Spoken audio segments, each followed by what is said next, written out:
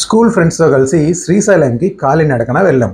ఉదయాన్నే 6:30కి అలా కర్నూలు నుంచి కారులో ఆత్మకూరుకి బయలుదేరాం. ఆత్మకూరులో బ్రేక్ఫాస్ట్ చేసాం.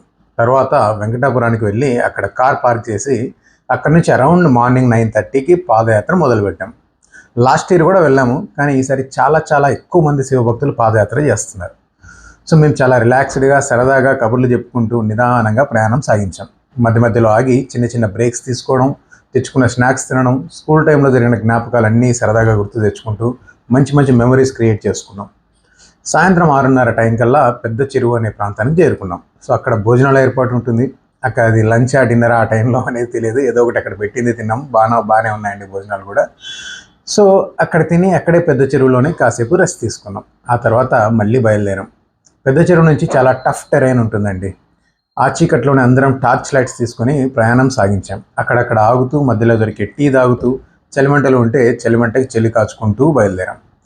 మొత్తం పాదయాత్రలో భీముని కొలను అనేది టఫెస్ట్ పార్ట్. ఇక్కడ చాలా జాగ్రత్తగా వెళ్ళాలి. ఒక్క అడుగు స్లిప్ అయినా కూడా కింద పడిపోయే ప్రమాదం ఉంటుంది. అంతటి చీకట్లో టార్చ్ లైట్ వెలుగులో అడుగు వేసుకుంటూ ప్రయాణం సాగించాం.